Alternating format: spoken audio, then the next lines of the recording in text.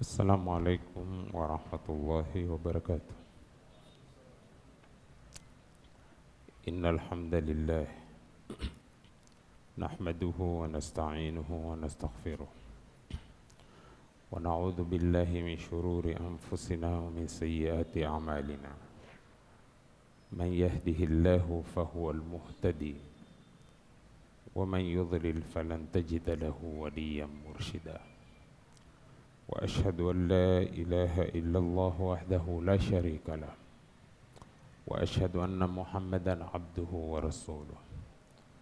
فإن خير الحديث كتاب الله وخير الهدي هدي محمد صلى الله عليه وسلم وشر الأمور محدثاتها وكل محدثة بدعة وكل بدعة ضلالة وكل ضلالة في النار.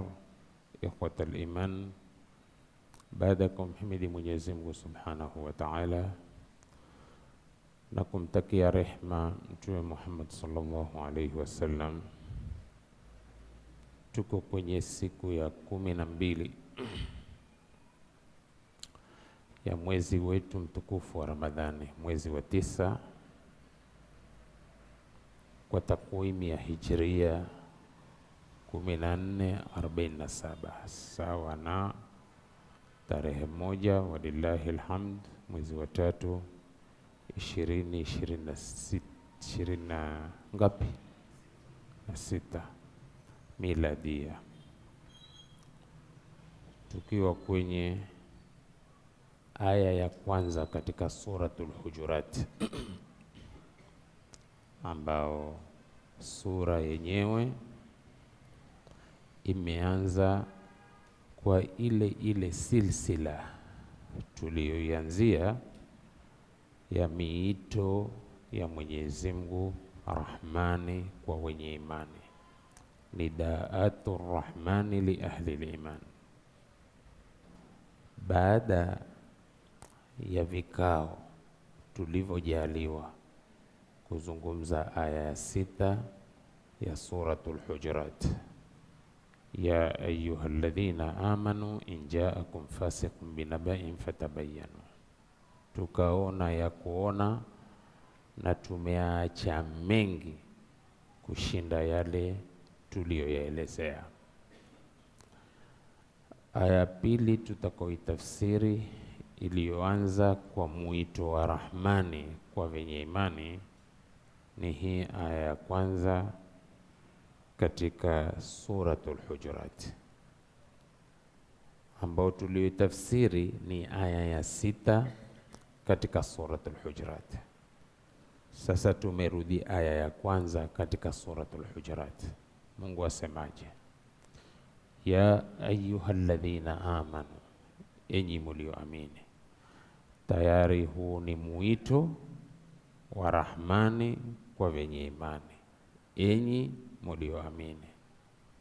Na usisahau tulitoka ya kuwa mwito ukija twazindushwa jambo, mwito ukija twazindushwa jambo, ima ni amri ya Mungu yatakaitekelezwe, ama ni amri ya Mungu yataka mtu akomeke na jambo.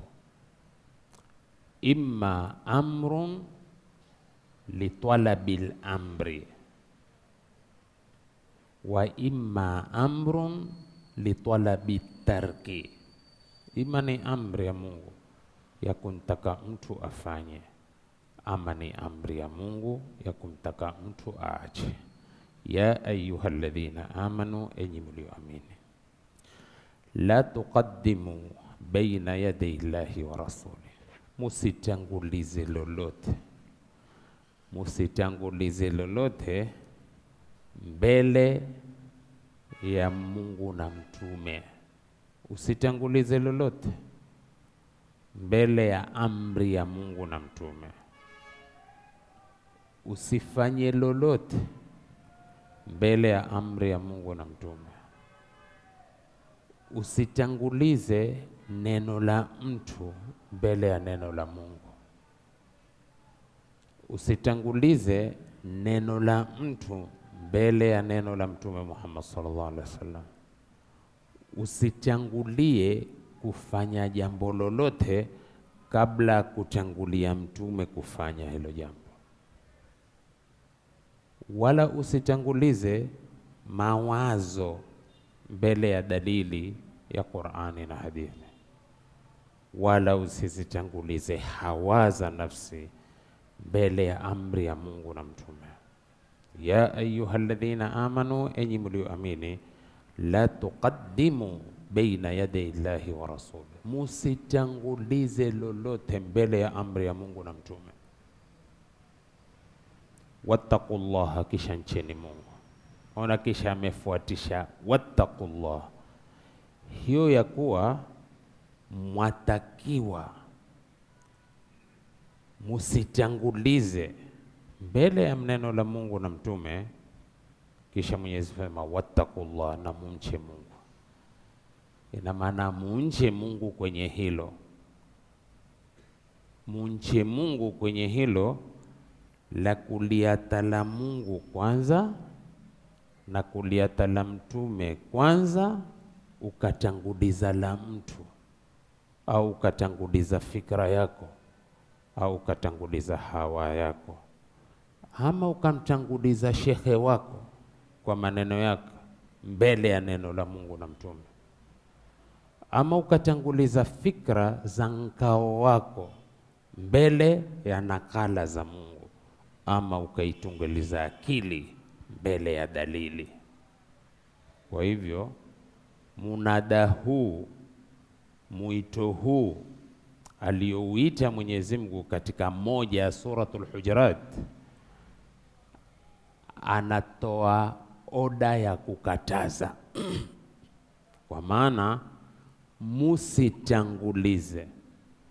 Tumeona sasa kila tunaoianza aya ya ayyuhalladhina amanu, mbele mawili hayakosekani, ima amri watakiwa utende, ama kuna katazo watakiwa ukomeke. Msikilize vizuri sana. Man humul ladhina nudu bil iman almu'minun, ni kina nani hao waloitwa kwa imani? Ni waumini. Je, sisi ni waumini? Naam, sisi ni waumini, kwa kila mmoja kwa kiwango chake cha imani, lakini abadan hatujitoi kwenye imani, na imani zetu kwa kila mmoja kwa kiwango chake. Na wako wenye kuzikuza imani zikakuwa, na wako wenye kuzishusha imani zikashuka, kana vile mu'taqadu ahli sunnati wal jamaa, al-imanu yazidu wal-imanu yanqus. Al-imanu yazidu bit-ta'ati wa yanqusu bil-ma'siyah, imani huzidi kwa toa na imani hupungua kwa maasiya. Ramadhani vipi? Alhamdulillah, Ramadhani imani hukua, hatusemi imani hukua sana Ramadhani. Na waumini waloitwa kwa mwito wa imani, ikatoka amri ya wao kutakiwa kufunga, watu na imani za kufunga, lakini walokosa imani hawafungi. Mafumu? Kwa hivyo tusema ni waumini kwa kila mmoja kwa kiwango chake. Sasa hapa waambiwa, enyi mulioamini, musitangulize. Kumbuka hapa pana katazo, musitangulize. Ni lazima kwa jambo lako mu'min, lazima kwa jambo lako mu'min uweko kwenye katazo hili baada ya kuitwa. Usifanye kwa kutanguliza kufanya kwako ukamwata Mungu na Mtume nyuma. Lazima lianze la Mungu ama la Mtume, kisha ndilo lako. Ndio aya ambayo leo tunatembea nayo. Tayib, kaifiyatul wuqufi inda hududillahi wa rasuli, namna ya kusimama mbele ya mipaka ya Mungu na mtume, namna ya kusimama mbele ya mipaka ya Mungu na mtume wake. Lau utaulizwa namna ya mtu kusimama mbele ya mipaka ya Mungu na mtume kwa mambo gani? Al-ma'muratu, kwa mambo ya kuamrishwa. Siku zote husimami katika mipaka ya Mungu mpaka kwa amri. Kwa nini? Kwa sababu pana vipimo tumepimiwa. Kuna vipimo tumepimiwa na Mungu. Kwa hivyo kwenye amri zake pana vipimo alivyotupimia, na lazima tuende kwenye vipimo vya kuyaandama yale maamrisho. Tena sikiza, kwenye amri si watakiwa utende, na kwenye kutenda kwa kipimo ulichopimiwa kwenye kutenda. Kipimo le jambo ambalo lataka kipimo, tenda, lakini mpaka hivi, ni utende mpaka hivi. Ukizidisha kama ni amri umeikhalifu, ukipunguza umekhalifu, na ukizidisha itakuwa umezidisha kwenye kiwango ambacho sicho alichokutaka nacho Mungu, na ukipunguza ni kabisa. Na kwenye kuzidisha na kwenye kupunguza huitwa kuharibu lililotengezwa. Ukipunguza kwenye jambo, ukizidisha kwenye jambo, huitwa kuharibu kwenye jambo alilolitengeza Allah tabaraka wa taala. Lidhalika mtu mpaka asimame kwenye hudud azile alizoziamrisha Mwenyezi Mungu. Tilka hududullahi fala ta'taduha, hiyo ni mipaka ya Mwenyezi Mungu, musikeuke. Wa man yataadda hududallahi faqad dhalama nafsahu, mwenye kukeuka mipaka ya Mwenyezi Mungu hakika ameidhulumu nafsi yake. Kwa nini? Kwa sababu mwenye kukeukiwa mipaka yake halikubali hilo. Utaidhulumu kwa kupata mateso kwa kuwa umeikeuka mipaka takiwa uliowekewa na Allah tabaraka wa taala. Likulli malikin hima, sikia Mtume asema likulli malikin hima. Na Mtume aliposema likulli malikin hima, tutoke nyuma na hii hadithi. Alisemaje? Alhalalu bayyinun wal haramu bayyinun, halali iko wazi na haramu iko wazi. Intabih, tumekariri sana kwenye vikao ya kwamba muito wa kuitwa enyi mulioamini, muliloitiwa halifai kufanyiwa mchezo kabisa, waina mambo chungu mzima. Ndipo kwa tashirifu na takrimu Mungu akakuita kwa imani ya kuwa mmemuita mwenye imani atasimama nitakavo isimamwe. Sikuita ya ayuhan nasu fanyeni hivi, sikuita Mayahudi fanyeni hivi, Manasara fanyeni hivi, annasu fanyeni hivi. Ya ayyuhalladhina amanu takriman wa tashrifan wa tanbihan lima yu'maru bihi wa lima yunha anhu. Angalia hapa, alhalalu bayyinun, halali iko wazi, wal haramu bayyinun, na haramu iko wazi. Intaha.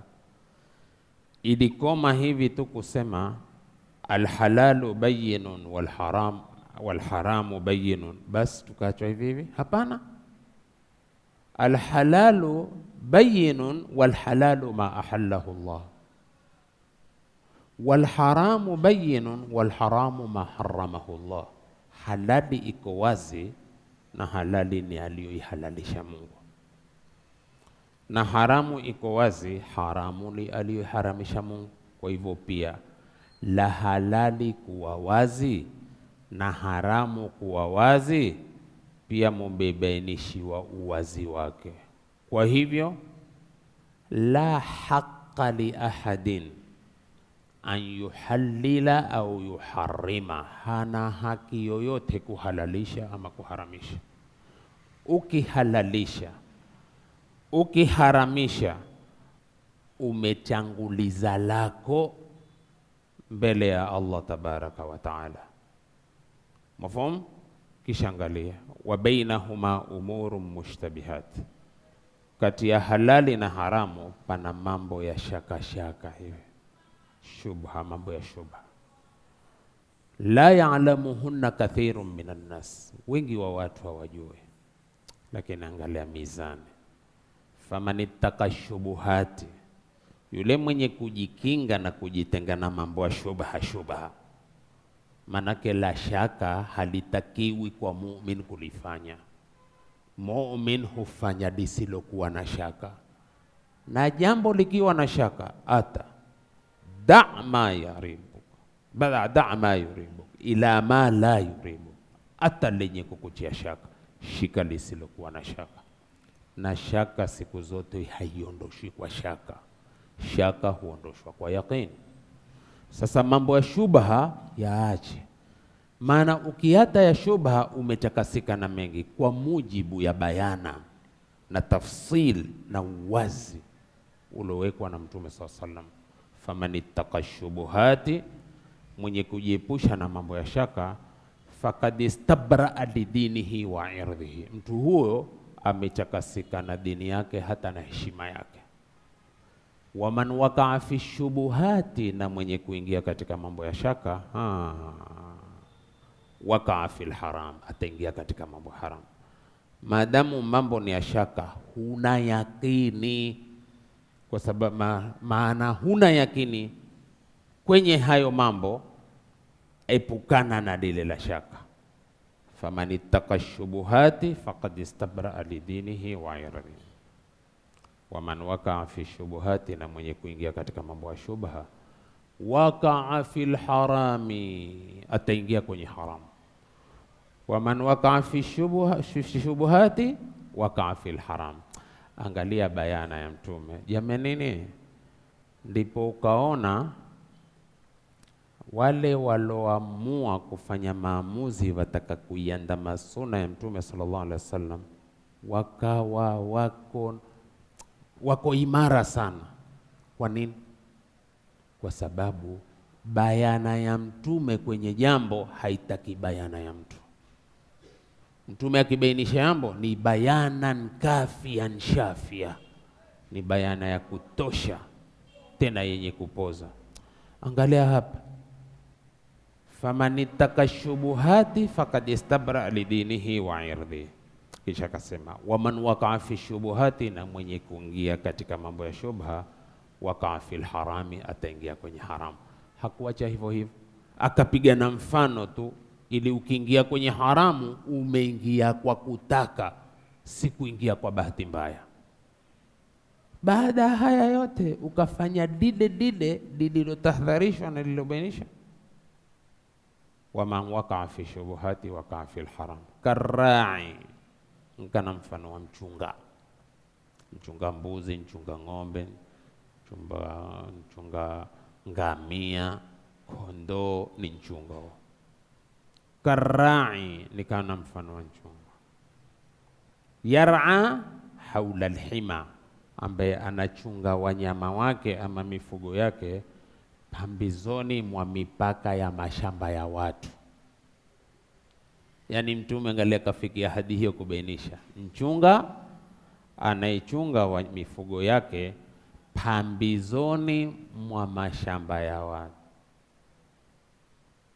Yushaku an yaqa fi, ule mwenye kuchunga wanyama pambizoni mwa mashamba, pachelea mnyama asiingie kwenye shamba la mtu, na mnyama akiingia kwenye shamba la mtu ataharibu. Sasa ina maana gani? Ni lazima uchunge mipaka ya watu na uchunge mipaka yako unayotumia. Mpaka wa mtu ni wa mtu, haufai kuingiliwa. Umesikia maneno? Haikukoma kwenye alhalalu bayinu walharamu bayinu, mambo kuisha. Mpaka wa mtu ni wa mtu, si wa mwingine, hafai mwingine kumwingilia. Ukiingia kwenye mpaka wa mtu huwa umetangaza vita. Ukiingia kwenye mpaka wa mtu umetangaza vita kabisa. Vita vyote vilivyomo katika ulimwengu, vilioko kwenye ulimwengu, ukichunguza sababu moja, sisemini hiyo tu, moja katika sababu ni mtu amesonga tu kwenye mpaka wa mtu. Imagine ndege ya kivita ikitoka kwenye mipaka yake, pengine kwenye zoezi tu, kwa kasi, mara ikaingia kwenye mpaka bila taarifa, ni hatari kabisa. Hivi tuseme ndege za Kitanzania zitoke kwa zoezi, zikishuka zimepita Watamu, zikageuza zika nini, ni maneno na mjadala mkubwa sana. Dimadha, na hata ukasema ilikuwa ni by accident tu, kasi, ndege zina kasi kasi, itakuwa hakuna. Kutakuwa na mazungumzo na vikao na mijadala bungeni. Hapana, haiwezekani hivyo. Eti kasi, hapana, mpaka kutakapokuwa ni, imagine hakutukua, ameingia tu ni balaa. Kutazungumzwa na pengine shekhe, kwa wale ambao watu vichwa vyao ni vigumu, kwa sababu wako katika viongozi, wako katika mapresident vichwa vigumu kweli kweli, na tukisema hivyo hatujatukana. Yes, kuna katika mapresident vichwa vigumu kweli kweli. Ukirusha imeingia kwenye mpaka, hakuna bunge, hakuna nshawara, itatumwa missile, kisha mazungumzo baada ya kuwa ishaangushwa ndege yako. Kwa nini uipige? Nimeipiga kwa sababu imeingia kwenye mipaka. Tupo na Mungu nayo na mipaka yake. Fa inna likulli malikin hima, kila mfalme ana mipaka yake. Hii Mtume kusema kila mfalme una mpaka wake, na kila mwenye mpaka au dhabiti mpaka wake, na mtu asikeuke mpaka wa mtu. Ukikeuka mpaka wa mtu umetangaza vita. Tulikuwa tukisikia sisi huko kwetu, ni watoto wadogo, ambapo mpaka sasa mambo haya huendelea kijahili tu. Mara usikia kuna vita, pigana mapanga, pigana mikuki, ile nini, Waislamu kwa Waislamu kwenye vijiji vya Kiislamu. Lakini hata huko nyuma tulikusikia wazazi wetu wakisema, hii ndio shubiri, sio? Ama mmekosea? Hii ndio shubiri na hii kiraa, sio? Haya, umeona hii shubiri ndio hii jamani. Hii hutimbi hata kishimo cha kuficha kifundo chako cha pesa. Si kuna watu pesa zao ili bibi zao wasizishtukie ni vishimo telerumu. Alas kadhalik, akiitwa fundi kurekebisha raha kweli, akiona kishimo akitimba kijinailoni, akiangalia maelfu, taanza kutimba rumu nzima. Sasa angalia hii shubiri, au pengine ya pili hii, mtu aweza kwenda ahera. Mtu hao amekuingilia kwa shubiri moja, rafiki yangu atakwambia mbona umeingia, ni ardhi yangu hii, ni sema takutadia mapanga. Ama watu watamaliza miaka kotini na mtu pengine ameingia kwenye hatua moja tu. Alas kadhali, haije utukue tu, wajua kwamba si yako hii ardhi, na uitukue na ukao uko tayari kwenda kotini, uko tasalala. Kuna viumbe katika hii dunia, lakini angalia mafunzo ya kuwa vita vikitokea, vimetokea pahala pake kwa sababu umeingia kwenye mpaka wangu kisha njauri. Alis kadhalik, na jauri afae kurekebishwa kwa jauri wake ni mwenye kukupoka chako na akawa tayari, uko tayari, hiki nchangu na uko tayari. Yote hao yametoka kwenye mafunzo Ni hii ni dai tuliyoko kwenye aya ya kwanza katika suratul Hujurat, wa inna likulli malikin hima, kila mfalme ana mpaka wake, wa inna himallahi maharimuhu, na mpaka wa Mungu ni yalo aliyoharamisha. Angalia, ukifanya jambo la haramu waambiwa umekeuka mpaka wa Mwenyezi Mungu. Ndipo pale kisha Mtume SAW akahitimisha hadithi kusema, wa inna fil jasadi mudghatan, na katika mwili wa mwanadamu pana kipande cha nyama. Idha salahat, kikichengea kipande cha nyama hiko, salaha aljasadu kullu, mwili wote wa mwanadamu umechengea.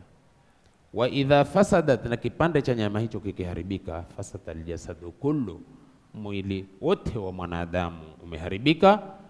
Hakuwa hata Mtume akakwambia jaza mwenyewe, akasema ala, jua na kufahamu. Waish wa hiya alqalb, alaysa kadhalik, ni moyo. Mafhumu? Uangalia, moyo wa mtu ukiharibika, huharibika mtu yeye nzima, kwa iko kipande tu. Na moyo wa mtu ukichengea, huchengea moyo mzima. La Mtume haliwezi kuanguka. Tamuona mtu muovu, angalia, la kubalika hata sisi sema fulani nakwambia roho yake chafu. Uliiona roho yake? Hukuiona. Roho yake fiche, imefichwa na Allah tabaraka wa taala. Moyo uko ndani, hakuna anaojua isipokuwa Mungu. Lakini imagine, nilijuaje mpaka ukawa na statement fulani roho yake ni chafu sana? Ni kuharibika kwa ndani ulikochambua wewe kwa matendo yake ya nje. Maana tusipotafsiri hivyo, tutakuwa tumekeuka mpaka kwenye alilolikusudia Mtume. Sikujua moyo kwa sababu siuone. Mbona nimesema fulani roho yake ni chafu? Mchafu yule, kwa sababu ule uchafu wa moyo wake ndio imekuwa sababu ya kuwa mchafu yeye nzima. Kwa hivyo nimekuona ukinena kwako wanajisi watu, ukiamiliana kwako na watu wachefua, ukipangana mambo na mtu hili utaharibu, piga, ua, tukana, kila uchafu. Huu roho yake mbovu ndio wakawa hivi. Lakini angalia, mwenye maneno mazuri, mwenye vitendo vizuri, mwenye muamala mzuri, wewe mwenyewe kama sivyo mwaweza kunirekebisha. Wewe weza kusema kuna fulani mimi nataka kwenda kunitaka ushauri. Kuna watu watakwambia mashallah, roho yake mzuri kweli kweli.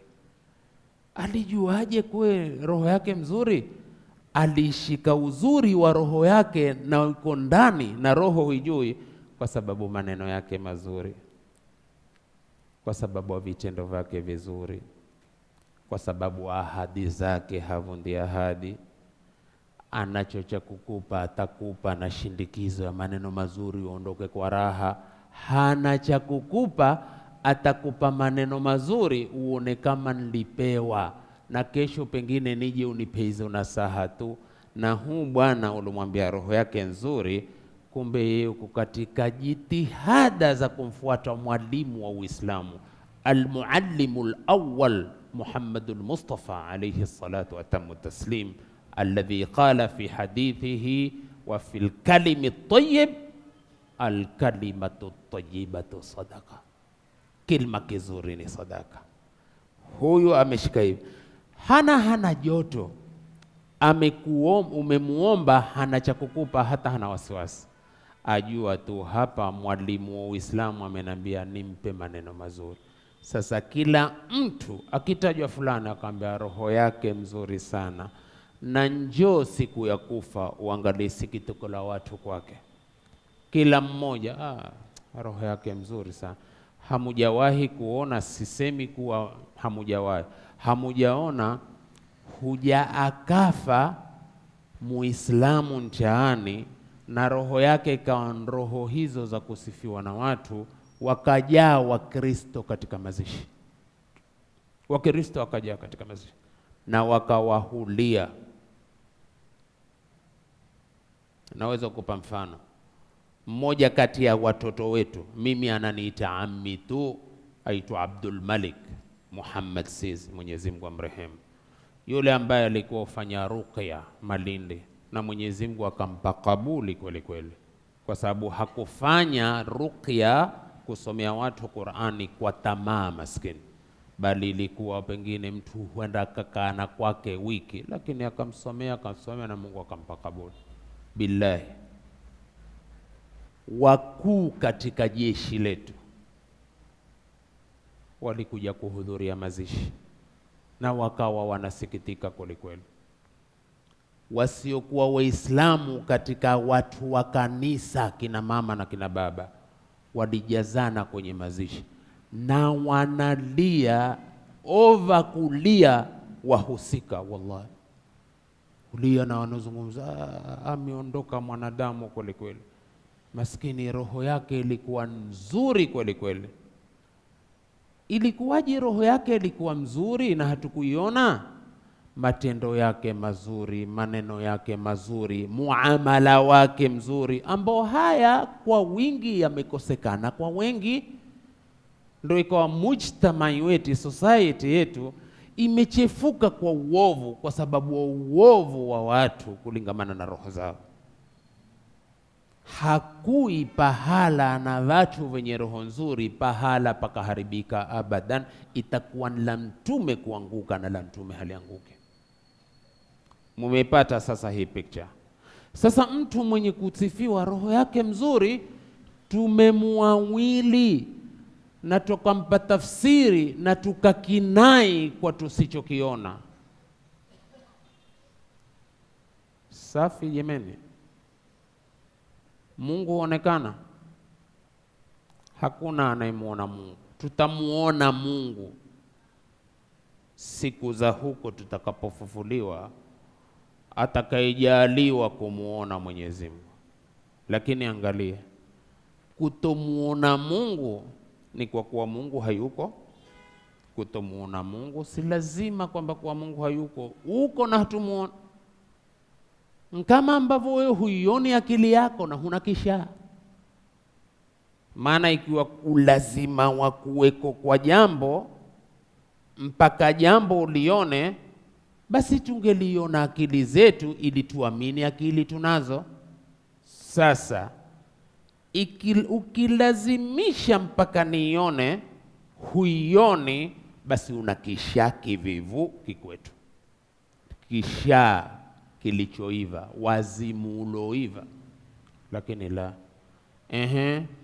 lakini huu Mungu tumemjua ni Mungu mzuri alosifiwa kwa uzuri.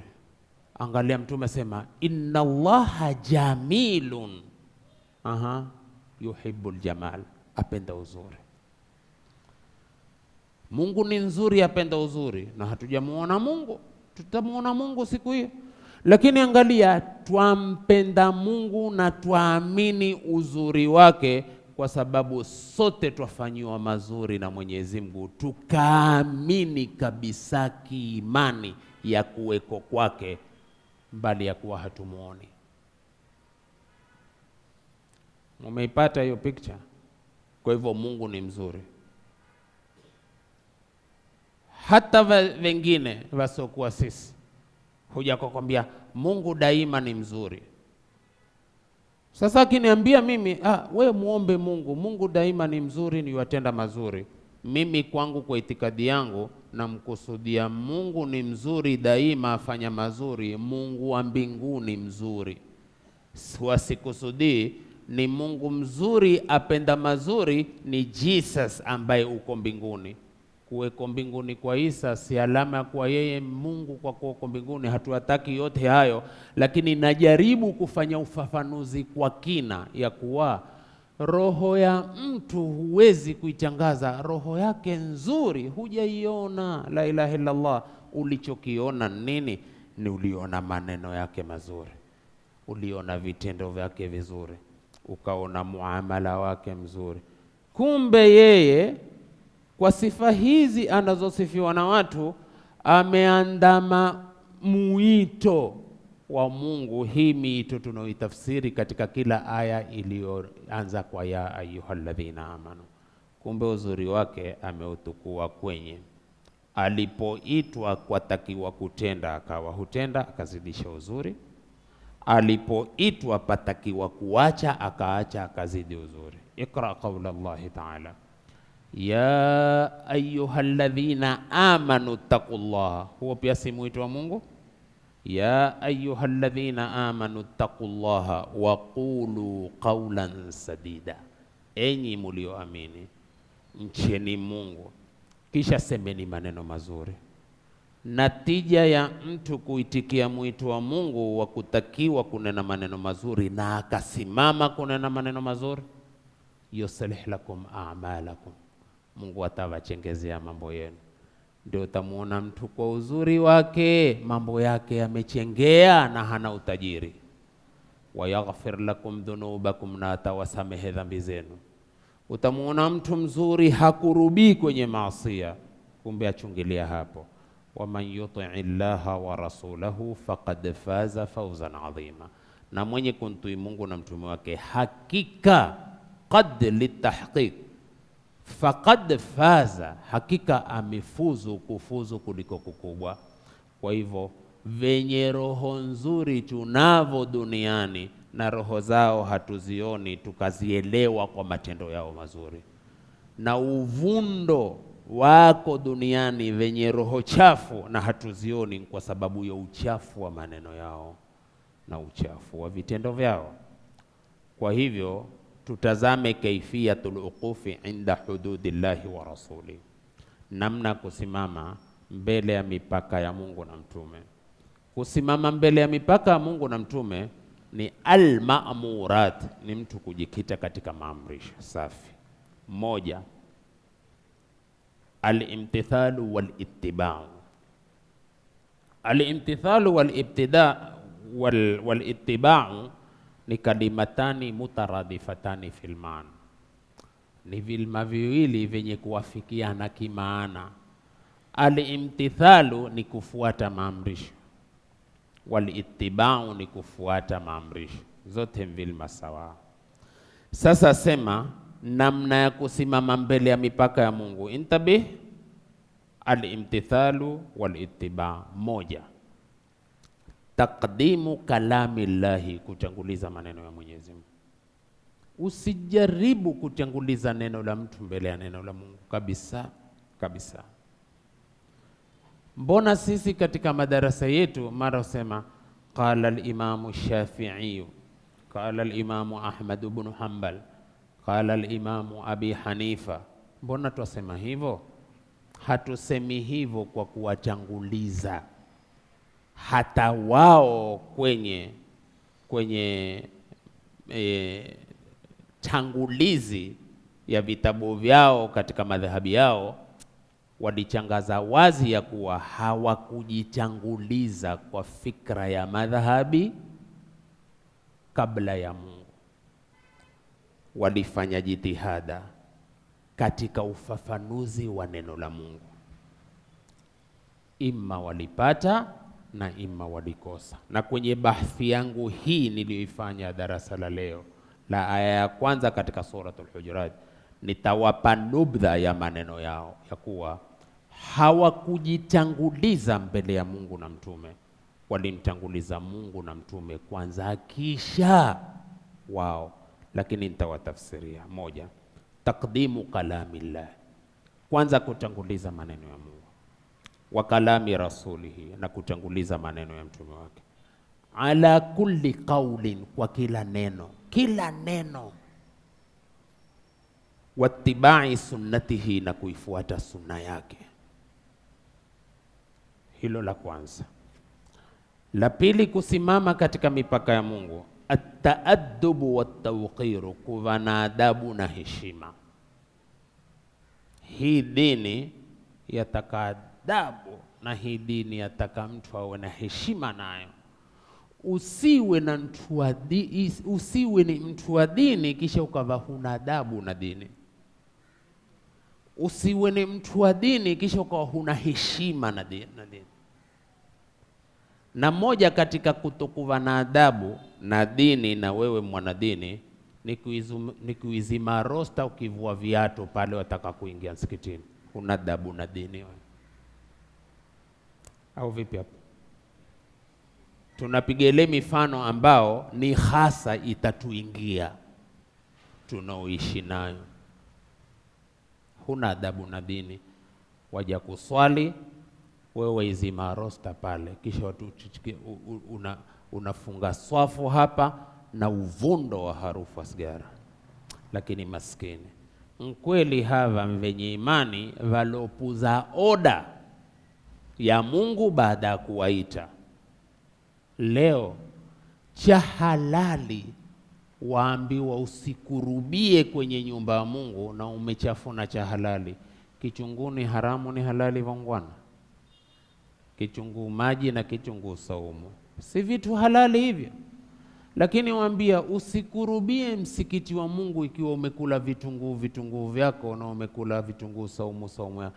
Utakuja kuudhi waumini ndani ya msikiti, nyumba ya wenye imani, uudhi na waheshimiwa tahara, alladhina la ya'suna Allah ma amarahum wa yaf'aluna ma yu'marun. Sasa sikiliza hapa mafhumul mukhalafa katika somo la usulul fiqh.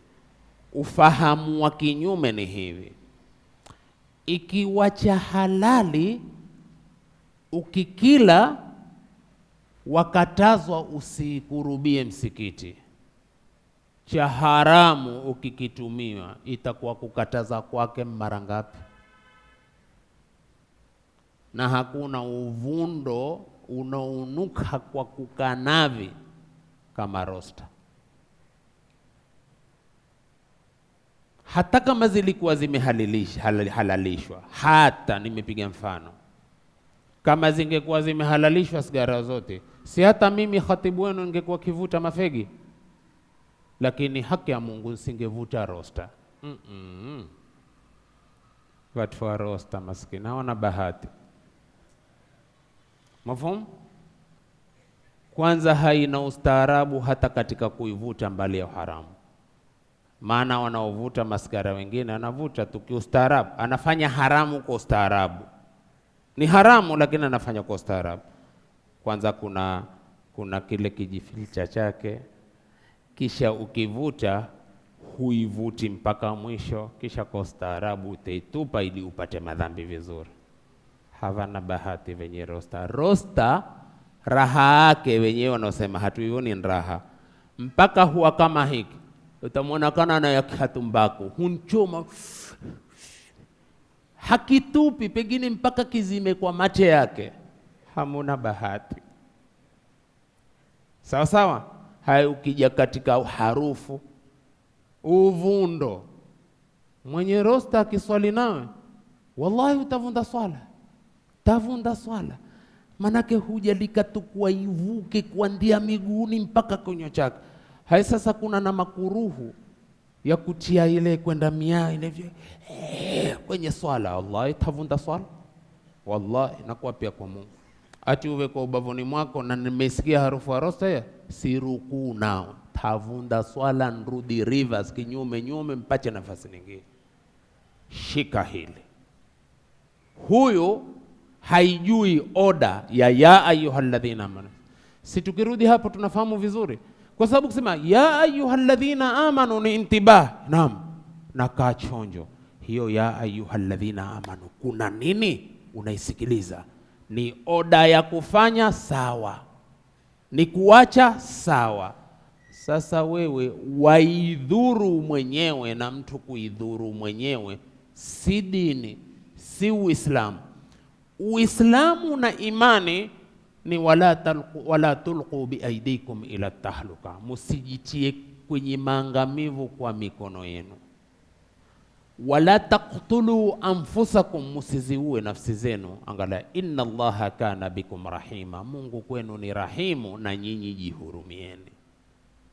Tayeb, sasa at-ta'addub wa at-tawqir. Tawqiru rasuli sallallahu alaihi wasallam, kumheshimu mtume sallallahu alaihi wasallam, wa ta'dhimu shari'atihi, na kuiadhimisha sharia yake.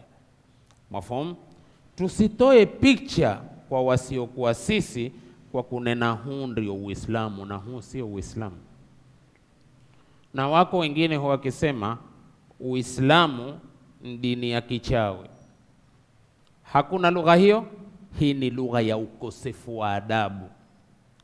Na huwa sikuwachukana, huwa nimewaambia walivyo.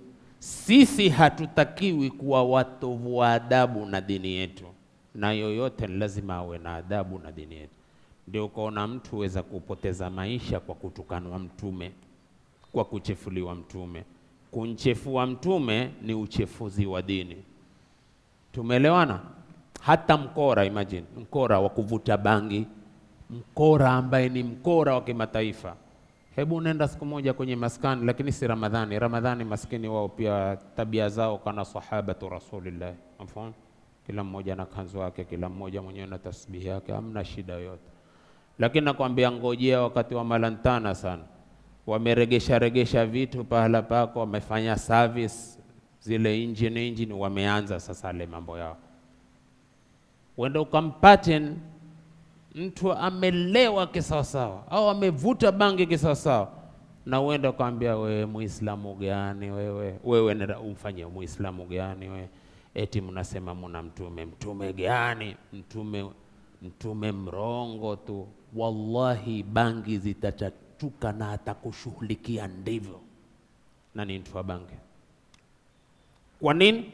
Kwa sababu alivyo, lakini aijua daraja ya mtume, na mukhalifu tu hataki mtume mfanye hivi na mimi nafanya. Lakini ati untukane mtume mbele ya mtu wa bangi ama mtu wa chembo ama nini, atamalizana nawe vizuri sana. Nini? Ni kwa kuwa hii dini yetu dini ya adabu na heshima. Ina maana venye dini hii hawafai kukosa adabu na kutokuwa na heshima. Kwa hivyo ili uchunge mipaka ya Mwenyezi Mungu ni at-ta'addubu wat-tawqiru, tawqiru Rasul sallam wa ta'dhimu shari'atihi. 3, al-istislamu li hukmillah. Usarenda wewe, ufanye kusalim amri kwa hukumu ya Mungu. Hukumu ya Mungu ni hukumu ya Mungu, inaumuhusu yoyote. Usalim amri, uiandame hukumu ya Mungu. Ukikataa hukumu ya Mungu, haki wewe wastahiki kifo. Na pana nakala chungu mzima zisizoniruhusu kwa wakati, kwa sababu nitaka nifike kwenye vifungu muhimu vilivyoviandaa kwa aya ya kwanza katika suratul Hujurat. Ukikataa hukumu ya Mungu, wewe wafaa kuuliwa. Mafhum? Na ukitaka hiko kwa vesomi, pana kitabu cha Sheikhul Islam Ahmad ibn Taymiyyah kinatuitwa As-Swarimul Maslulu ala Shatimir Rasul. Upanga nkali kwa mwenye kumtukana mtume. Hicho kitabu, upanga nkali kwa mwenye kumtukana mtume. Mwenye kumtukana mtume hana hadi, ni kungolewa kichwa rafiki yangu, ikiwa mahakama na ya Kiislamu. Fana lek haipitishi mahakama hizo, ndio watu wakawa hawana adabu na Uislamu. Watu wakawa hawana adabu na Mtume Muhammad. Watu mara humfanya mtume vibonzo nini. Kama kuna mahakama za kisawasawa, haki ya Mungu, wangelingolewa vichwa vyao. Kwa nini? Mtume mustawa wake ni wajuu sana kiadabu na heshima. Acheni mchezo. Mafhumu? Mustawa wa mtume uko juu kiadab na heshima. Imagine ende akafaradhishie swala mbingu ya 7, afikishwe katika Sidratul Muntaha. Sidratul Muntaha mpahala pa mchezo? Hapo mpahala hata wale ambao ni waheshimiwa katika malaika wakifika maeneo hayo kwa basi ni hapa tu ndio mwisho wetu, mbele ya safari hamna. Ndipo alipowekwa Mtume SAW, Jibrili akaondoka akamwambia subiri oda zitakavotoka. Mtu huyo aloenda kuzungumza na Mwenyezi Mungu, ukamwambia thumma dana fatadalla fakana kaba kausaini au adna. Ukuruba, walikuwa karibu sana na Mungu anazungumzwa. Huo ni mtu wa kukosewa adabu? Huo ni mtu wa dini yake kufanya? Ndipo ikawa venye dini hii watakavaonyeshe heshima ya juu sana, hata sio kuwa Muislamu aiheshimu dini kwa sababu ya Muislamu mwenyewe. Lakini ikiwa Muislamu ni hawa bodo, hebu niambie sasa, asokuwa Muislamu afanyie sasa? Ndipo mpaka watu wakakurubia kumtukana mtume. ya ayyuhalladhina amanu, hiyo aya ya kwanza katika sura ile. Twende na al-istislamu li hukmillah, kusalim amri kwa hukumu ya Mungu. Al-khudhu'u ni mtu kuwa mnyenyekevu, wal-inqiyadu na mtu kuandama, lima shara'ahu Allahu, kwa dili ambalo Mungu ameliwekea sharia, wa rasuluhu na mtume wake, duna taraddud, bila taraddud. Lau ukiambiwa hii ni amri ya Mungu na amri ya mtume, usiwe ile mambo yako ya kimaskani, hii ni amri ya Mungu na mtume, mpaka mwisho sema basi fanya wewe. Wewe ati fanya wewe, huna adabu. Wala msitoke sema tuikusikia ubairo utukana watu, kumbe akutukanao Mungu wako na vitabu vya sharia. Ndizo mimi hutafsiri tu, unaloliona nchukano mmekutafsiria ili ujijue ulivyo na ulielewe lile chukano, my friend. Ati taraddud kwa amri ya Mungu, fanya wewe, kila mmoja taenda na amali yako. Swali wewe, huna adabu, huna heshima na sharia. Na al-istislamu li hukmillah ni kuwa na adabu na mtume sallallahu alaihi wasallam. Al-khudhu'u wal-inqiyadu lima shara'ahu Allah wa rasuluhu duna taraddud. Nyingine, uchunge mipaka. Al-i'tiqadu sahih, i'tiqadi wa i'tiqadi sahih. Sihhatul i'tiqadi fi wahdaniyya, kuwa na itikadi nzuri katika upweke wa Mungu. Usiwe na shaka katika wahdaniyatur rabb. Mungu ni pweke, Mungu ni mmoja, na umoja wa Mungu kwako kusiwe na taraddudi na shaka kwa matokeo ya safari ya maisha. Safari ya maisha waweza ukatokewa na hili, waweza kutokewa na hili, waweza ukatokewa na hili. Matokeo yote ni katika ahkamul qadariyya al-kauniyya, au vipi hapo jamani? Si kuna ahkamul qadariyya al-kauniyya, kuna na ahkamul qadariyya shar'iyya, hukumu za kikadari za kilimwengu, kuna na hukumu za kadari za kisheria. Hukumu za kadari za kilimwengu mpaka uziamini, usiwe na taraddudi kwa itikadi sahihi. Wala nabluwannakum bi shay'in minal khawfi wal ju'i wa naqsin minal amwali wal anfusi wath thamarati. Shuf wabashiris sabirin. Limadha qala wabashiris sabirin wa lam yakul wabashirin nasa? Mbona kusema wabashirie watu akasema wabashiris sabirin? Kwa sababu subira ni nguo walioikosa wengi, hutunukiwa akapewa nguo ya subira ili mtu akamilishe imani yake, kwa sababu aitikia miito ya Mungu ya ayyuhalladhina amanu, zote zilizoko katika Qur'ani. Ndipo ukaona wanavyoni wetu wanasema al-imanu nisfani, imani ni nusu mbili. Al-imanu nisfani, nisfu shukrin wa nisfu sabrin. Nusu ya kwanza ni nusu ya kushukuru na nusu ya pili ni nusu ya kusubiri. Sasa angalia, ni wengi wenye hayo, ni wengi wenye nguo ya kushukuru watunukiwapo mazuri, na ni wengi wenye nguo ya subira wafikiwapo na maafa. Kumbuka, wenye kufuata oda za Allah aliyowaita kwa ya ayyuhalladhina amanu, wamelishika hili ya kwamba imani ni nusu mbili. Nusu ya kwanza kushukuru mtu na nusu ya pili kusubiri. Nusu mbili hizi zikitanganywa tayari ni imani kamili. Imani kamili kwa subira na kushukuru, basi kwenye kila ya ayyuhalladhina amanu wahusika, kwa sababu huna taraddud, utaitikia mwito. Enyi mlioamini, ataka nini Mungu? Kulu min tayyibati ma razaqnakum, ataka tule vizuri katika alivyoturuzuku. Ya ayyuhalladhina amanu, ataka nini Mwenyezi Mungu? La tuqaddimu baina yaday Allahi wa rasul, msichangulize lolote mbele ya neno la Mungu na mtume. Kuwa ahlul imani si nyimbo za kuimbwa barabarani wala kukaa mabarazani, ni tatbiq amali. Tatbiq amali ni kutabiki kivitendo, lipi alitakalo Mungu nimfanyie, lipi alikataalo Mungu mimi nikomeke nalo. Al-istislamu li hukmi llahi al-khudu'u wal-inqiyadu lima shar'ahu Allahu wa rasuluhu duna taraddudi. Twende. Al-i'tiqadu sahih sihatul i'tiqad fi wahdaniyati, katika upweke. Wewe wajua ni kul huwallahu ahad, kita hapo hapo kul huwallahu ahad. Allahu samad, Allahu samad ni Mungu mwenye kutegemewa kwa yote. Sawa?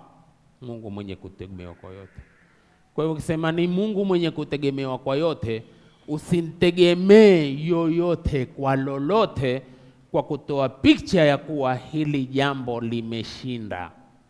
Ni wangapi? Mimi nimeulizwa maswala, si nimewambia mimi nina kipindi kila Jumatano Al-Hajar TV ambao huwa ni masuala mubashara, moja kwa moja yaulizwa na mimi najibisha. Mafhumu? Wallahi kuna swala nauliza hata ushangaa, lakini ni hao Allahumma hdina wahdi nasa jamia. Mungu atuongoe, ongoe na watu wote. Mtu huja akakuuliza, Sheikh, nimetafuta matibabu kila aina sikubakisha, je, Sheikh, naweza kwenda kufanyiwa maombi na Wakristo kanisani? Wallahi billahi tallah, haya, la haula wala quwata illa billah. Umeshindwa kwa kisichoshindwa kwa asiyeshindwa. Mwanipata jamani? Kusema umeshindwa kwa kisichoshindwa, wewe umechangaza kushindwa kwa Qur'ani, na hapo tayari nkuchangaza kushindwa kwa mwenye Qur'ani. Mungu ushindwa. Magonjwa yote ni ya nani? Magonjwa yote ni ya Mungu. Hukupa magonjwa thakili usiyoyaweza, lakini ataka hiyo shukurani yako na subira yako ili akuvishe nguo ya subira. Tukazikosa. Sasa ikiwa bismillahi arqiq Allahu yashfik min kulli da'in yudhik min sharri nafathati fil 'uqad wa min sharri hasidin idha hasad, bismillahi rabbin nas adhhibil ba's ishfi anta shafi la shifa ila shifauka shifaan la yughadiru. Asalullaha al-azim rabbal arshil azim an yashfiya. Allahu akbar wa azzu mimma nakhafu wa nahdha. Bismillahi la yadurru ma'a ismihi shay'un fil ardi wala fis samai. Useme zimeshindwa hizo. Iko kwapi imani? Umeshindwa tena useme ya kwamba nafaa kwenda kwa jina tena, na katika huko kuomba kwao hata nimeajabu, kwa jina la Yesu, kwa jina la Yesu. Hivi taka kwenda kuombewa wewe kwa jina la Yesu? Maskini. Ya hasratan ala al-ibadi ma yatihim min rasulin illa kanu bihi yastazihun. Ukiangalia tafsiri, kunalo tafsiri tunawasikitikia waja. Ya hasratan ala al-ibad ma yatihim min rasulin, linalowajilia wao kutoka kwa mtume, illa kanu bihi yastazihun, isipokuwa hufanya istihzai. Aya hiyo iko katika suratu Yasini. Lakini hamujaelewa kwamba kwa kuna sikitiko la kufaa kusikitikia watu watakao kwenda kufanyiwa maombi kanisani, eti imeshindikana na misikiti na madrasa, yafaa kusikitikiwa. Lakini maskini pia twafaa kuwasikitikia. Ni aya hizo twazipita katika suratu Yasin, humalizika nguvu visomo kuisomea makaburini na kuwasomea watu katika sakaratul mauti yaliyoko ndani hatuyajua. Nasi pia twafaa kusikitikiwa kwa hayo. Qur'ani yenye athari inayosema wanunazilu minal Qur'ani ma huwa shifa, alonena hayo ni Mungu. Wanunazilu minal Qur'ani ma huwa shifa. Useme sipoi kisha uende katika kanisa ufanyiwe maombi na Mwenyezi Mungu Subhanahu wa Ta'ala kwa mitihani yake mizito mizito. Ukienda kanisani siku ya kwanza, siku ya pili ukitoka uko nzuri kabisa, una dini tena we? Ukitoka nzuri kwa miaka mashekhe mpaka umekaukwa na midomo na kutokwa na mapovu ya mache, lakini ikawa hupati chochote eti. Lakini nitaka kuambia kitu kimoja, Qur'ani hii tukufu ni uongofu. Mwenye kutaka uongofu kwa isiyokuwa Qur'ani haongoki. Qur'ani yetu tukufu hii ni ufanifu. Mwenye kutaka mafanikio kwa isiyo kwa Qur'ani hafanikiwi. Na Mungu hukusairi, lakini maskini wewe uloona mabadiliko kwa kisichokuwa na mabadiliko, kisichombadilisha yoyote, ukaatacha mabadiliko ukenda kushika, utasairiwa. Lakini ukiandama misingi ya imani ya kuitikia miito, wallahi kuna mambo hukubadika kiakili mbadi ya kukubalika kidalili. Takupa mfano. Hivi una ugonjwa, ukaenda ukafanyiwa fast na specialist, akakwambia tu ugonjwa wako kadha kadha kadha kadha kadha, tiba yako kwa huu ugonjwa ni kadha ni kadha ni kadha ni kadha. Ukatukua listi yako, ukenda chemist, ukanunua madawa yote takiwa, kisha akakupangia na karatasi, fanya hivi, fanya hivi, kula masaa yake ni kadha nini. Na pia ukianza kula hizi dawa, basi we chakula ina hiki kidogo kwanza, punguza punguza punguza punguza baya. Ukitoka kwa mwatia daktari pale pale, umefahamiana?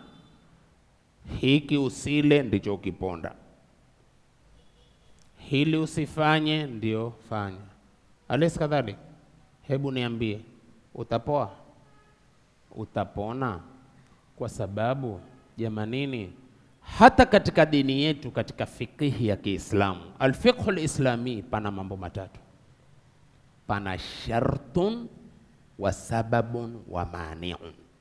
Ashartu wa sababu wal mani'u. Kuna kitu sharuti, kuna kitu sababu, kuna kitu kizuizi katika fikihi yetu ya Kiislamu. Sharuti ni ile ambao ma yalzamu min ujudihi ujudun wa min adamihi adamun. Sharti ni lile ambalo hulazimika, sharuti ikipatikana jambo lipatikane, sharuti likikosekana jambo likosekana. Kutawadhi ni sharti ya kusihi swala, kukipatikana udhu ni swala kusihi, kukikosekana udhu swala haisihi. Mfikihi. Kuna na kitu sabab, ni lazima mambo haya duru. Hii na katika watu wa usul al-fiqh kuna kia ahkamu taklifiyatul khamsa, kuna na ahkamu wad'iyya. Ahkamu taklifiyatul khamsa waliweka mambo matano: alharamu, alwajibu, walmuharramu, walmakruhu, walmubahu. Katika ahkamu alwad'iyya waliweka mambo matatu, lakini wanavyoni usuli wakalechia na mawili pia tukaona ni matano. Katika ahkamu alwad'iyya waliweka ashartu, assababu, almani'u, kisha kasema wa minha sihhatu walfasad, na miongoni mwake kuna kusihi kitu na kuharibika kitu. Lakini hii kusihi kitu na kuharibika kitu kote kwatimbuka kwenye matatu haya. Sharuti ikikamilika, kusihi kumepatikana. Sharuti ikikosekana, kusihi kumepotea. Sababu ikipatikana, ibada yaweza kuanza. Sababu ya kufunga ni kuonekana kwa mwezi. Sababu ikitokea mwezi umeonekana, kufunga kuna lazimika. Sababu hakuna, mwezi haukuonekana, hakuna watu ruhusa kufunga. Hiyo inaitwa sabab. Kisha kuna kitu kinaitwa almani'u. Almani'u ni kizuizi cha kukuzuia usifanye. Tuko pamoja jamani? Kizuizi cha kukufanya cha kukuelewesha jambo usifanye. Kama mfano, baba ameoa bibi wanne, chini ya isma yake kuna bibi wanne, kuna mane, kuna kizuizi, hana ruhusa kuoa watano. Mwana fiqhul Islam. Mwanamke ameingia kwenye ada yake, pana kitu kinaitwa mane, hawezi kuswali, hawezi kufunga. Sasa almani'u ni kizuizi cha kumzuia mtu asifanye. Asababu ni sababu, ikipatikana ufanye, ikikosekana usifanye. Sharti ni sharti, likitimia kusihi kwa jambo, likikosekana na wewe wawekewa sharia, fanya hivi, fanya hivi, fanya hivi, utapoa ugonjwa wako. Ukitofanya hupoi, kwa sababu hukutekeleza sharti hilo la kubadika kimadaktari. itakatalika kwa daktari mkuu wa kushinda madaktari, Mwenyezi Mungu Subhanahu wa Ta'ala, kwa aliyoyaleta kutuletea kwa ulimi wa Mtume Muhammad sallallahu alayhi wa alihi wasallam. Kwa hivyo zilipokosekana sababu, yalikosekana ya kufanywa. Yalipopotea masharuti, hayakusihi tunaoyafanya. Kulipopatikana vizuizi, tulisonga kwa kufanya, na tumewekewa pazia tusipofanya. Sasa dawa pia zina masharti, na Qur'ani ukisoma pengine mweza kusema huyu bwana ametoka amepaa sana ndege yake. Hapana, nairudisha, sijatoka. Na Qur'ani tukufu ili ukisoma ikutibu ni kuangalia wewe msome. Kwenye kusoma kwako Qur'ani, waisoma waizingatia, waisoma waamini hii Qur'ani ina athari, waisoma najipamba mimi kwa sifa za Qur'ani, wallahi utaona taathiri yake. Waweza kujisomea suratul Fatiha kwa kuumwa na nyoka, usinde hata sindano usende kudungwa. Wewe waajabu, na hatuwezi kuajabu kwa sababu hayo yalipitika kwa daktari mkuu specialist wa yote. Suratul Fatiha ukaona athari yake. Lakini mbona mtu wana jini na wajua Ayatul Kursi huntoa jini, bali jini huyeyuka kabisa kadhajibu kwa maandiko yaliyo sahihi. Hakuna chenye wizani ya kufukuza majini kana Ayatul Kursi. Someni Suratul Bakara kwenye majumba yenu. Suratul Bakara isomwapo kwenye majumba, shetani hakurubii. Tuseme limeanguka la Mtume. Mbona nyumba yetu mashetani hulala nasi katika mito yetu? Mume akiweko hapa, mke akiweko hapa, shetani uko katikati, refa upiga firimbi kwa bodi lote la usiku zima. Hakusomwi. Nkuwa wenyewe hawa wako kwenye hata hiyo shughuli, hakuna kamwe a'udhu billah, bismillah, Allahumma jannibna shaitan wa jannibi shaitana ma razaqna. Kwa jina la Mwenyezi Mungu, ewe Mungu tuepushie shetani na utuepushie shetani kwa atakachokuruzuku. Basi kinachoota kwenye lile tendo, ule mwana hadhuri na shetani. Lakini huwa bado mwanamke hayaketiko zuri, macho kusuke kana idondo, una wakati wa kupiga bismillah, pengine wewe waona hakuna kamwe masala kusema bismillah wakati wa kuingilia. Au vipi mzee wangu Islamu, anambiaje hapa? Najua kwa sababu wewe mwenyewe ni profesa. Inshallah tumeelewana vizuri. Liko Allahumma jannibna shaitana wa jannibi shaitana ma razaqtana, hakuna. Hai vana watafanya hivyo, sichukere ruhu zetu vana ni havasiki chronic kweli kweli, hawaelewi lugha, kumbe hawakubikiwa bismillah ya. Tumeelewana? Au wansomea mtu uko katika uko jini huyeyuka kwa Ayatul Kursi. Ati nsome wa Qur'ani, a'udhu billahi as-sami'il alim minash shaitanir rajim, bismillahir rahmanir rahim, Allahu la ilaha illa huwal hayyul qayyum. Shetani akilepuka akiingia kwenye mwili, nayo kwende la ta'khudhuhu sinatun wala naum, lahu ma fis samawati wa ma fil ard. Tena pengine akakutolea sauti nzuri kama Sudesi au kama Shurem, na pengine wewe usoma kisomo cha goroa cha kurarua mabogisi, jini akipanda akasoma kozo, tanyamaza unyamazi. Usione hivi hao watu wakutoa majini maafisi. Jini akipanda kidogo, wewe wasoma ujua Qur'ani, penaombea wewe hapo, wewe umekosa katika tajwidi, hapo pana idhahari, mbona hujaidhihirisha? Kisha wataka kunitoa mimi na mimi na kushinda kwa tajwidi zako na za kuazima. Taketi tuna imani hiyo. Lakini sasa suala liko kwenye, mbona wasoma Ayatul Kursi na jini asoma Ayatul Kursi na hiko chombo cha muunguza? Asema ad-du'a silahul mu'min. Ibnul Qayyim anasema katika kitabu chake kikubwa Zadul Maadi, ad-du'a silahul mu'min, dua silaha ya mu'min. Wasilahu lidharibihi, na silaha siku zote hutegemea mtumiaji wa ile silaha. Ona maneno wanavyoni namna ambavyo wakosa. Ad-du'a silahul mu'min, dua silaha ya muumini. Wasilahu lidharibihi, na silaha yategemea mwenye kuitumia ile silaha. Angalia, mwenye kuitumia silaha akiwa kifua cha ruhusu, nguvu za ruhusu, zoezi la kisawasawa, akikushikia silaha atakuwa anaikontroli na pengine hatazami, huzunguka yeye tu nasikia. Lakini kiwa ndifupa za kula juisi za ukwayu, wewe wala fijil, utoa magesi, kisha ule unwe mijuisi ya kukutia kiungulia, achikisha hapo uende ukashike silaha. Silaha ukipiga utaiona namna inavyokutoka kwenye mkono, ama ukipiga irudi ikupige kwenye kifua ufe wewe. Allahul musta'an. Ni kweli wanavyoni hawakukosa. Dua ni silaha ya mu'min, na silaha hutegemea mwenye kuipiga.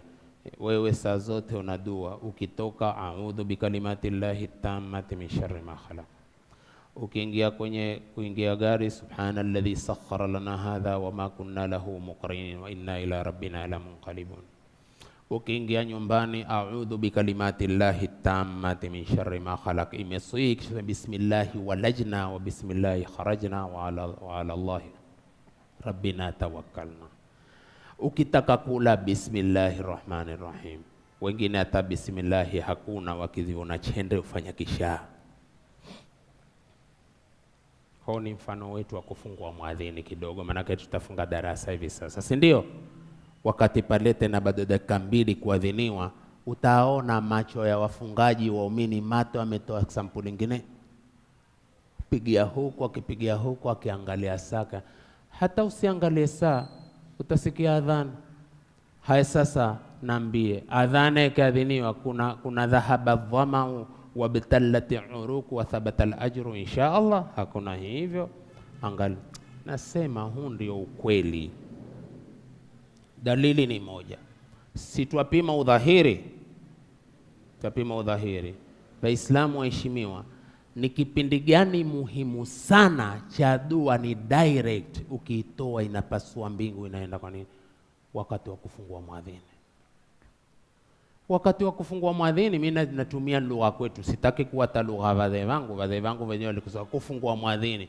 Sio kwamba kwa hivi sasa kumbe vana chivijisome achikwambia usiseme kufungua muadhini, kufungua saumu. Ikiadhiniwa ndio sisi wanda kufunga? Hapana, kusineneshwane Ramadhani hii bure. Kufungua muadhini, kufungua muadhini. Kwa nini? Hata Asharhul Kabir ya Mughni Ibn Qudama uko mlango huu, ya kwamba kuna mtu mwenyewe kukinai kwake mwenyewe mpaka afungua muadhini.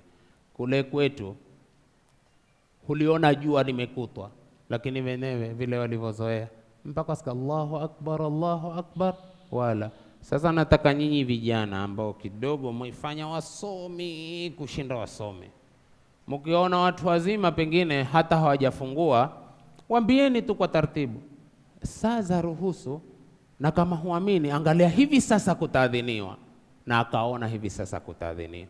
Kesho saa ikigonga, hata kama hakujaadhiniwa itafanyaje? Lakini sisi fanya tuna misimamo mikali ya sunna kwa sababu na hamna chochote. Tumefahamiana mambo tu. Lakini ikiwa mathalan tumeambiwa wakati wa kufungua saumu na kufungua muadhini, dua ni mustajab hapo. Haki ya Mungu, sisi tulikuwa hatuwaheshimu wazee wetu waliopita, tukijifanya hivi sasa wasomi nno na hatuna chochote. Ni usomi lakini hatuna uchamungu. Lakini kabla ya kudhihiri kote huko, wazee ilikuwa ikiadhiniwa haki, tamuona mtu ameelekea kibla na mbele ameweka vafuko vya kufungulia muadhini, lakini hagusi kwanza. Anaomba Mungu katika khairi za dunia na akhera. Akaombea watoto wake, akamuombea mrembo wake, akaombea Waislamu, akaomba amani, akaomba riziki za halali, na hawayasoma kama tulivyosoma. Kisha tamuona mtu nzima ametukua tende mwanzo jamaa, au nasema urongo, anatukua tende mwanzo na hana maalumati ya kwamba sunna hadisi kwa maandiko ninayoyajua kwanza ntende, lakini ajua kidesturi tu kwamba kwa hii tende, basi tamuona mwanzo anachukua tende ale kwa adabu, kisha atukue maji asukutue ule uenda kuswali. Vaungwana militari hapa huwahukimiwa, lakini bado kule huusa tende tu jamaa, huusa tende, hukimiwa huusa tende, hukimiwa huusa tende. Akija atakuja kufunga swala tu, hakuna kusukutua. Vipi? Tende ntamu? Tende ntamu? Washangaa, tende ntamu? Tende ntamu, basi kule ni kwa witri ili tupate kufungulia na muadhini 6. Ramadhani hayamalizika, kuna na saumu ya 6, mabogisi yote tu. Nyinyi hula mfaradhi ama hula suna? Mwenyezi Mungu atujalie min alladhina yastami'una alqawla fayattabi'una ahsana. Allahumma arina alhaqqa haqqan warzuqna ittiba'a wa arina albatila batila warzuqna tinaba. Rabbana taqabbal minna innaka antas samiul alim wa tub alayna innaka antat tawwabur rahim. Allahumma innaka afuwun tuhibbul afwa fa'fu anna. اللهم إنك عفو كريم تحب العفو فاعف عنا. اللهم اجعلنا من السعداء المقبولين ولا تجعلنا من الأشقياء المطرودين. اللهم اهدنا واهد أولادنا وأولاد المسلمين. اللهم اهدنا واهد شبابنا وشباب المسلمين. اللهم حبب إليهم الإيمان وزينه في قلوبهم وكره إليهم الكفر والفسوق والعصيان واجعلهم من الراشدين يا رب العالمين. اللهم اشفنا واشف مرضانا مرضى المسلمين. اللهم اغفر جميع موتى المسلمين. ربنا آتنا في الدنيا حسنة وفي الآخرة حسنة وقنا عذاب النار. وصلى الله على محمد وآله وصحبه وسلم. سبحانك اللهم وبحمدك أشهد أن لا إله إلا أنت أستغفرك وأتوب إليك. إياك شكرا. إياك.